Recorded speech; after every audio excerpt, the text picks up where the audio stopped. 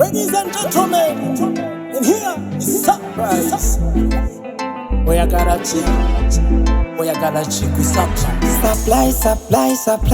Achiri no gift because was money short. Zani chuti zao, fata short kodi short magusina. Ejoni eza wiki sasa. Supplies pero anda afe. Let's enjoy as we make love and the happiness. Tubakala nyo we can't live alone. But with you ngato liru mami manza tolingo nae. Teko sepela na polingo elang nae. Lepela muha verso inish wibure. We ourselves tas kukina ibure. Njakala kwe unisomo kwano gwanje mukulu. Okukikola kwe kuita supplies pero anda. Jangu wano kabna mukwano gontsaba jangu wano. Ajala ndala mureba. Eka tubjine twiba kisaba haters. Ubuzima sina ndala mureba. Eka tubjine twiba kisaba haters. Ubuzima sina mbra. Ubu vibe ni okay.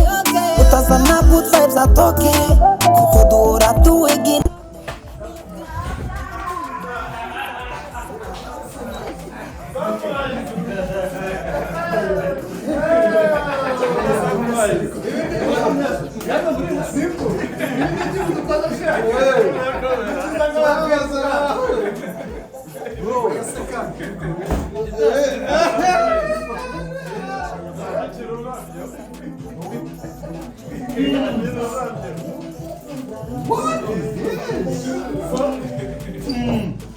What is tukubwira ko turimo duhagera hano akakabari mu katunganye neza.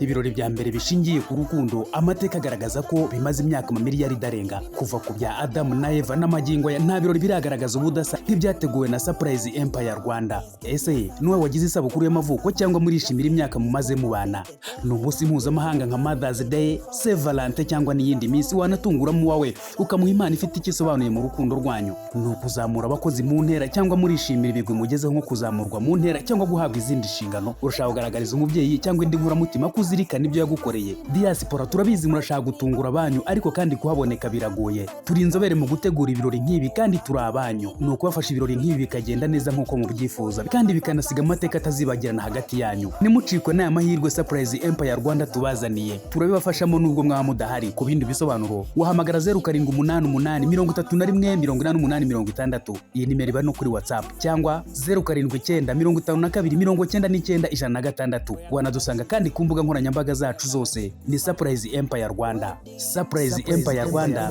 happiness and love.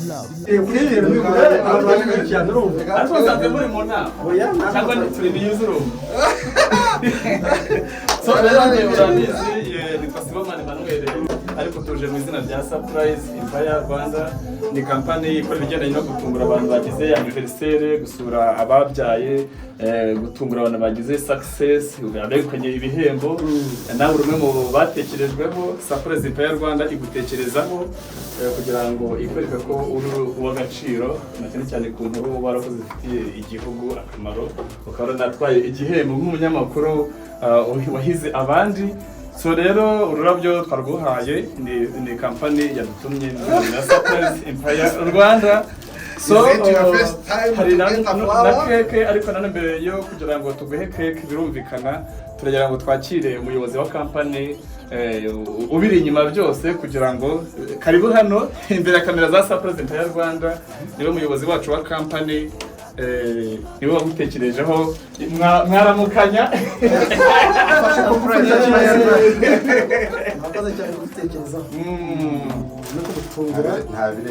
So yitwa Mr. Amos Byamukama. Ubwo wenda ijambo niryo ararihorana, yatubwira n'impamvu wenda yagutekerejeho n'aho akorera n'impamvu y'ibi bintu. Murakoze cyane. Uko yabivuze, yitwa Amos Byamukama. Nkaba ndi umuyobozi wa Surprise Empire Rwanda. Surprise Empire Rwanda nk'uko amagambo agize yonoza avuga Surprise Empire, ikintu kinini, Rwanda twese turazi ko ari igihugu cyacu. So ni kuvuga ngo twatekereje uburyo twabatera akanyabugabo ariko mu buryo butunguranye. Ibi twabiteguye mu bwiru bukomeye. Ikipe ureba hagize umuntu tumaze igihe kuva mwabona ibi bihembo, tumaze iminsi tubitegura. Igihe babaha ibihembo yuko mwabaye umunyamakuru warushije abandi baje ku isonga, siko bimeze. Twarabikurikiranye kandi twebwe tubafitiye n'ubutumwa, ndagira ngo uyu uri hano buri hano babanza ukadusomera. Abantu bazi ko itangazamakuru ari ubutegetsi bwa kane, ariko twe nk'umuryango wa Surprise Empire Rwanda tuzi ko itangazamakuru ari ubuzima bwa buri munsi dukeneye. Warakoze n'ifasha Didas gushyira kuri ubwo buzima itafari rikomeye. Amateka azabikwibukira ibihe byose. Congratulations contactors 0788388860 Surprise Empire Rwanda.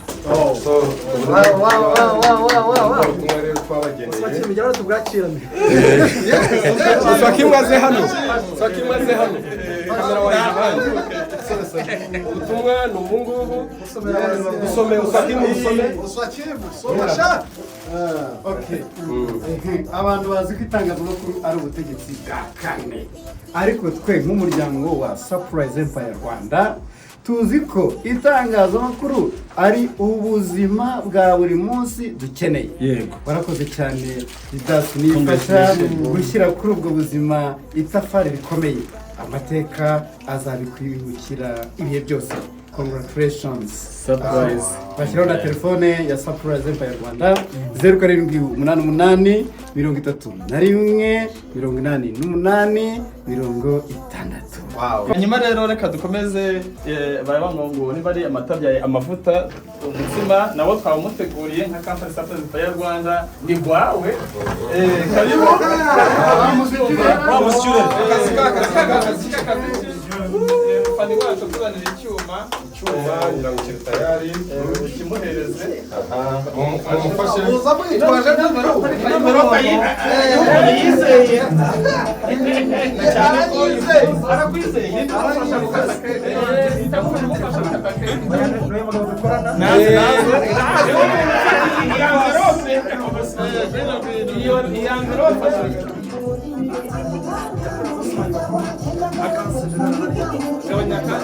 gabanya gakeya gabanya gatoya uranyangara gato mfite abose banjye bakuru tunaganira zawe Didas nifasha ubyakire gute kubandi company Surprise Empire Rwanda yagutekerejeho iragerageje bahageze hanyuma rero ngira ngo uno muntu ni umuntu wayo n'umutaramu wa ibikorwa nk'ibi Oswakimu babivuze iki ko ntarano bereka abandi urukundo mu gihe abantu usanga barihebye nawe reka aze kuvuga baje ahubwo ngewe asa naho ari uwa gatatu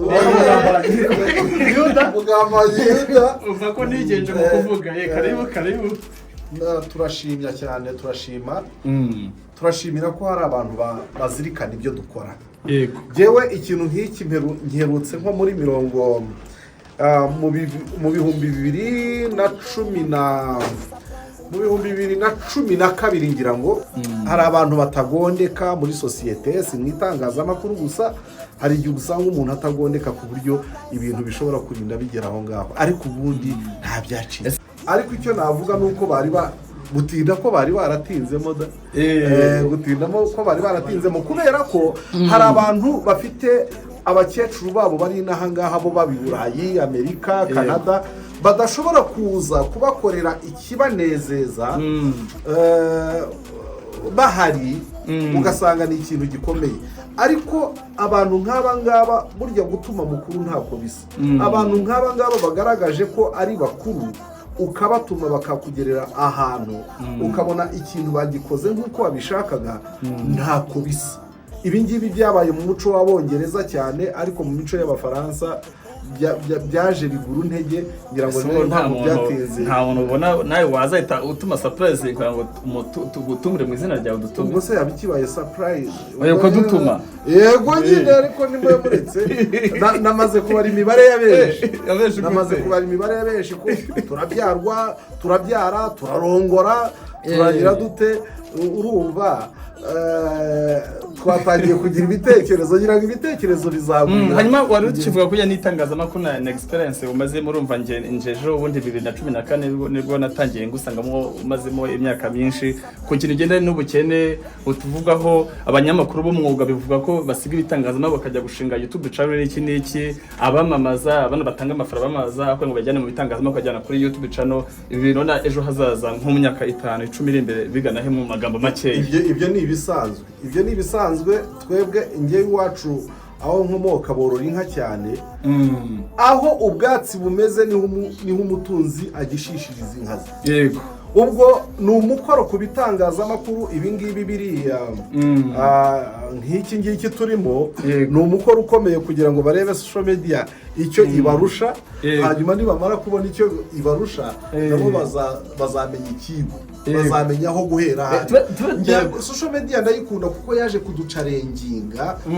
kugira ngo natwe tumenye ubwenge urakoze cyane twe dusubize ijambo uwo twakore surprise Didas nifasha n'ubundi ijambo urarihorana ntabwo tukugera ngo umunota umwe cyangwa ibiri nushaka urafata isaha ariko kubera ko imbere hari umutsima cyangwa se cake surprise Empire Rwanda yakugeneye ndagira niba hari abo mukorana abayobozi wawe abo mukorana imba wabaha ikaze imbere ya kamera za surprise Empire Rwanda tugafatanya ngira ngo arandi barimo kuza ariko reka mbanze se umuyobozi wanjye mukuru yigira no hafi yitwa Reverend Samuel Mutabazi yego niwe munyamabanga mukuru w'amatora ya Protestant mu Rwanda murayabona hano Kigali Gasabo harimo itorero Anglikani ry'u Rwanda yego amadiyoseze anyuranye yego aya yose nyine kugeza yose ni mpamvu ya seperi akabamo itorero Presbyterienne mu Rwanda nagiye mbikurikirana ndi umuntu ukurikirana media ubundi mu busanzwe ba updated biba biri ahantu hatandukanye ku gihe ndasomaho keti hehe nkabona amakuru yo kubona mbona ku gihe abanyamakuru abanaba bahawe ibihembo none nkomeza kubisoma ndangije mvugana n'ikipe dukorana uko mubabona nungirijwe n'uyu nguyu kandi akaba n'ubundi ari umunyamakuru muramuzi benshi ndabwira rero bari abantu bahawe ibihembo let's plan something for them ndagenda noneho fatamu kureba baje kwisonga n'ibandi nuko je n'uganira umubonye bayito uganira umubonye haraho nzi bo ndakoze urazi akije n'uganira umubonye ariko mfata detail Didas mbaze uyu nguyu ati ndamuzi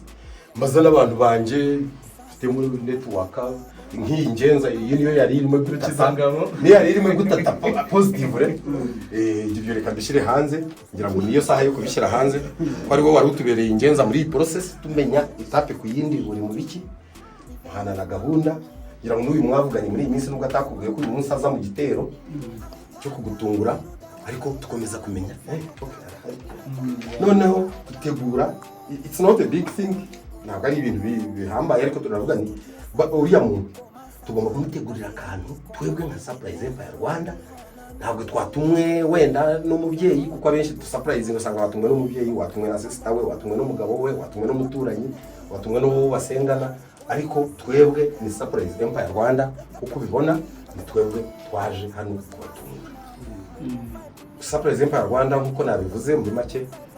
ikora ibirori igafasha abantu gutungura abagenzi babo ibagezaho ibihembo ibagezaho urukundo kuko twebwe slogan yacu ni joy happiness and love niyo slogan yacu nibyo twizera kubera ko impamvu ya surprise Empire Rwanda nuko abantu baba bahuze ushaka gutanga impano ariko urahuze Monday to Saturday cyangwa Monday to Friday reka misunike cyangwa nzayimuhe mu kwa mbere cyangwa nzayimuhe muri December uwo mwaka nawo ukaba urihiritse so twebwe rero turiho kugira ngo tuzibe iyo gap ikindi cya kabiri abantu bafite stress abantu bafite hysteria abantu bafite depression abantu bafite home sickness na cyane cyane abantu bari muri diaspora umuntu aragenda akarwara akaba nta yindi ndwara arwaye ariko arwaye mu rugo arwaye muri quartier arwaye bariya bahoranye arwaye ibyo nibyo arwaye ugiye mu maraso ntabwo wasanga mu malariya ntabwo wasanga biki ariko harimo icyo twita urukumbuzi rukabije rwo mu rugo nicyo twakwita home sickness ugasanga ntabwo uri muri mood ariko ikibazo ufite ni ikibazo cy'uko nta jwi ry'umuntu wo mu rugo uherutse kumva niba wabatumyeho abantu nk'aba ngo kuko iyo twatumwe n'umuntu uri hanze ibi ngibi tubikavaringa arimwe abikurikirana direct iyo twatumwe n'umuntu uri hanze yaba abikurikirana nk'ibi noneho akavuga ati yego Swakimi ndamubonamo ndabonamo runaka we yibereye Canada arimo arabireba Bikizangabo ndamubona muri video bite Bikizangabo ndabona Didas nibizi nifasha akavuga ati noneho akajya muri mood akavuga ati okay noneho ngo cya kibazo yari afite cya depression iyo yabatumye mukakora ibintu nk'ibi cya kibazo cya depression cya kibazo cya stress cya kibazo cyo kugira urukumbuzi rwo mu rugo rukabije icyo twise home sickness byose bitabikira mu buryo burambye kandi buhendutse nakoze so ngaye ngo ukorera ingaho mutima zawe n'abandi babanje kumpa wahakariho hano imbere tugafatanya wenda yego banze bisobanure hanyuma ubundi ubutumwa butuze kuri Surprise Empire Rwanda buravuga ngo abantu bazi ko itangazamakuru ari ubutegetsi bwa kane ariko twe nk'umuryango wa Surprise Empire Rwanda tuzi ko itangazamakuru ari ubuzima bwa buri munsi dukeneye warakoze n'ifasha Didas gushyira kuri ubwo buzima itafari rikomeye amateka azabibukira ibihe byose azabikwibukira ibihe byose kontakite 0788318860 ni Surprise Empire Rwanda n'ubutumwa bwawe cyane hanyuma rero none n'ubundi butumwa ariko ushobora gutega ko wenda burafunze hashobora harimo nk'itike yo kujya kuruhukira Dubai nta wamenya ngo wagapfundike gatera amatsiko si byose akimwe rero handitse amazina Mr. Nifasha Didas n'ururabyo keke sinzi batumira bagiye abandi bantu mukorana n'abayobozi mugafatanya gafatiye saba ikipe yose dukorana na SPR umukuru kwimana begere hano ibi bintu ni bikoze muri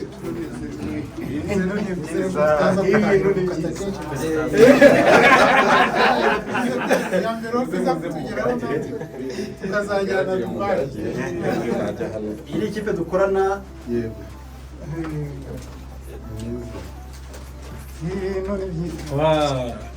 njya kuri radio flash mva muri kaminuza bitajya kuri radio disi namaze igihe kinini cyane mvamo nza kuri radio nkora mutima hano ariko ni ibintu bisaba gukora kinyamwuga kuko abenshi babivuyemo umwakurikira amafaranga bajya gukora za PR yabo nawe barabigerageje kenshi cyane barakiza ngo barabigerageje abajya kuri za YouTube bajya gushaka amafaranga ni ikintu gisaba nyine gukunda uyu mwuga ukawubamo ariko ukagira n'ubunyangamugayo kuko muzi n'ibibazo biba muri uyu mwuga abantu bashwanye n'abaturage n'abayobozi n'iki byose murabizi cyane urumva rero ni ikintu gisaba gukora kinyamwuga muri urwo rugero ese ubundi mwizina mbarije abaturage n'abafana bakurikira ibitangazamakuru dukorera ubundi iyo bavuze ngo inkuru yahize izindi ubundi inkuru nziza ni inkuru imeze uri kubyitiranya cyane iyo bakora bira bihembo hari inkuru bahembaza mu byiciro runaka muri izo nkuru zahembwa zijya kuri 30 hafi n'ebyiri bakavana n'inkuru yabaye nziza muri izo zindi icyo cyiciro gitana ko n'umunyamakuru w'umwaka n'ibihembo baza biratandukanye cyane nyuma bakaza no gutora umunyamakuru icyo gihembo gikuru kuruta ibindi cyo ni icyiciro cyihari gitandukanye n'ibindi ariko nabwo hari inkuru bagusaba 5 umuntu ugutanga inkuru 5 agaragaza wagiye ukora ubwo sinzo yazivanye n'uburyo yazitekereje n'aho yazikuye ariko hari n'inkuru bagenderaho nazo iyo bakora ya selection yambere so abari kudutegura keke ni tayari bahaye karibu mu gihe tukigana na Didas Nifasha hanyuma nta kibazo hanyuma hari ikindi kintu cya kibera hano hanze n'ibihembo muri filime mu muziki tukumva ngo igihembo ngo umuntu yakiguze ngo habayemo kata none twara nko mu itangazamakuru ibintu byose bifite evidence gihamye ubona bari abantu bivuga ko ibihembo babigura cyangwa se bizikata ubona biterwa n'iki so wakikoza mu nyamakuru nawe baza umunyamakuru birakorana reka nitabaze Swakimi nawe akugana nk'umuntu umwaka ushize unatubwire uko wakiriye kuba Didas Nifasha yarageze mu cyaro urakoze cyane ndavuga mu bindi bya nyemerera nanjye njya nyobora ibiganiro niyobore uza kumbaza nyuma icyambe ndashimira Surprise Rwanda Surprise Empire Rwanda Surprise Empire Rwanda mwakoze ibintu by'igitangaza kabisa twebwe nk'uko inkoramutima niba yarageneye Didas ikindi gihembo kiyongera ku cyo tw'abanyamakuru twamuhaye muri abantu b'abagabo niba radio 10 TV 10 yarabonyezwa kima abaye umunyamakuru w'umwaka nayo ikamukorera surprise ikamwongerera ni abantu b'abagabo niba batarabikoze bigasore sibyo ubutumwa buba butambutse surprise Empire Rwanda ntabwo ari bya bintu byo kuvuga ngo ufite azongererwa oya no kugaragariza uwo muntu ngo ntabwo ari abanyamakuru gusa babona gukora neza natwe sosiyete yo hanze tubona gukora neza ibintu mukoze munize amashyi tuyabahe amashyi rwose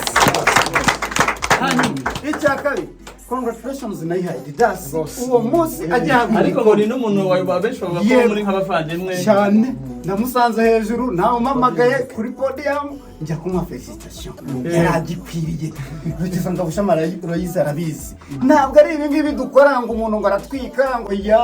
nitwe abanyamakuru tuzi icyo yatumariye tuzi icyo yamariye no mwuga yaba ari mu bunyamwuga yaba ari mu kutubanira neza yaba ari no kuzamura izindi mpano yaba ari no gutabarana gufashanya gushyigikirana muri gahunda tugereje Didas ni uwa mbere mu byumve kandi mu byemere abafite ibyo bibaza mube mubitse hanyuma rero icya gatatu nicyo warumbashije cyakata ndavuga mu by'abasitari hanze by'abasitari nyine bivamo babigura impamvu babigura nuko iryo zina iyo rimaze kwitwa ko ryatsindiye igihembo rihabwa amasoko rihabwa amasoko riracuruza na biriya by'abamisi n'ibiki byose buriya ntabwo tujya tubyizera 100% ariko twebwe ibyacu mu itangazamakuru ni perfect 100% ndabikubwira njyewe ubizi akabazo noneho wavuze turiyobora reka no nkuruza akabazo k'amatsiko mbariza n'abantu bagukunda ufite abafana benshi hanze ahangaha ntabwo nemerewe gutwara umunsi wa Didas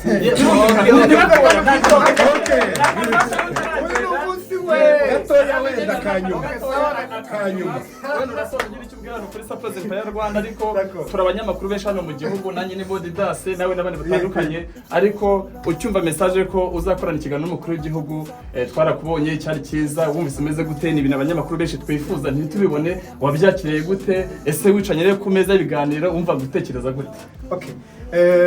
niyo ntari bubone igihembo cy'umunyamakuru w'umwaka kera ni ikinyamakuru nako ni igihembo cy'ibihe byose kandi cy'isi yego ubwo rero kuvuga ngo niyumvaga biragoye ntabwo bivugika ni feeling ntabwo feeling ipimika sibyo hari abavuga bati ubwo ibintu bigezeho ntazajyangiza oya hariya ni igihugu cyiza cyo gukora kurushaho kugira ngo noneho ari amahirwe nabonye ntazabifasha gusa so kuvuga ngo buriya mfite ideni rikomeye cyane bifitiye bagenzi banjye b'abanyamakuru kugira ngo kuko nitwaye nabi ni ukuvuga ngo naba ntengushye itangazamakuru ryose imbere y'umukuru w'igihugu naba ntengushye igihugu naba ntengushye sosiyete yose uko yakabaye ni uko nyine ubwo ni umugeni nyine ntabwo ni umugora n'igeze tubwira ibibazo itangazamakuru rifite mu Rwanda mbikemure wari kumubwira ibihe nese ni njye wari kuba ndi umutumirwa reka tugushimire urakoze cyane hanyuma ngira ngo umuyobozi hari ikintu ashaka kutubwira ku bigendanye n'ikindi kintu cyagenwe tugitegura mu myiteguro nk'uko nababwiye kuva batanga ibi bihembo yewe nahise nsoma inkuru ku mugoroba ku gihe ndeba no ku zindi nkuru ndabireba mbona umukobwa wa Ishingiro mbona abo kuri Sarusi ndeba ahantu hatandukanye so noneho haboneka ndeba n'amafoto ndeba Didas ngiye kubona mbona ko ari wowe wabaye wa mbere none nshaka ifoto yawe okay so ubwo rero hari igihembo twazanye abo dukorana mu mfashe mukizane muzane icyo gihembo hano kiradutera amatsiko kubera ko kifunitse kugira ngo you can help us to abandi babizanye wrap it kino muri studio aho cyakorewe narambwe hataza kugira umuntu ureba kuri face yacu mu gifunike mukirebesha he baba batwiciye umuti muri twe tugiye kureba face yacu umuti wawe bawishe baba bishe umuti narambwe ni rwose mumbabarire mutaza ku byoroshye badidate abari butiterera mu cyerekezo